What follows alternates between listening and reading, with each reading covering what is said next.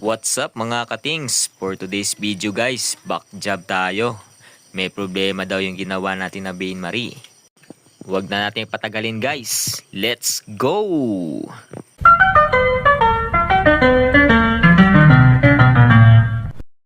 Akala ko guys may tulo yung ginawa natin.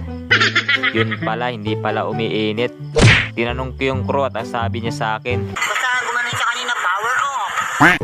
upon checking guys, nakita ko nasunog na pala yung heater. Ito pala yung salarin kaya hindi umiinit.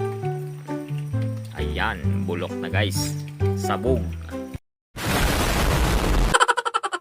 Drain muna natin yung tubig guys. Yan yung ginawa natin nung nakaraang vlog. Quality. Ayan guys, fast forward at wala ng tubig.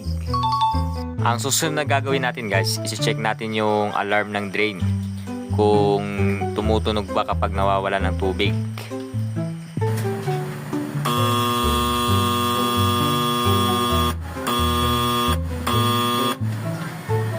Okay naman yung alarm guys. At ito yung mga kailangan natin na materyales sa pagpapalit ng water heater.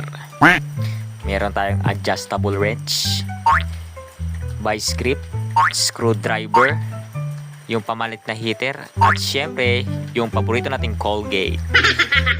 Ayan guys, at tatanggalin natin yung lumang heater.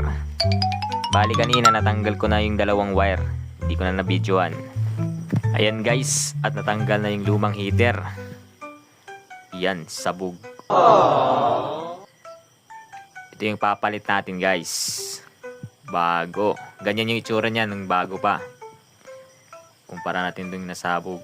Ayan. Mas mahaba ng konti yan guys kasi mataas yung wattage niyan. Para mabilis yung pag-recover ng init. Ayan. At maglalagay na tayo ng Colgate guys. Mas maganda kasi guys yung gasket maker kumpara dun sa rubber gasket na nakasama sa heater. Kasi yung rubber gasket na nakasama dun sa heater, napupudpud yun kaya nagkakalik. Mas matibay yung gasket maker kasi kumakapit yun sa heater tsaka sa stainless. Tsaka high temp resistant din. Kaya matibay. Ayan guys, at nilalagay ko na yung dalawang wire. Maya-maya lang, okay na yan. Ayan guys, at pati yung terminal ay lalagyan din natin ng Colgate. For safety purposes yan guys. At baka may kumulikot dyan ay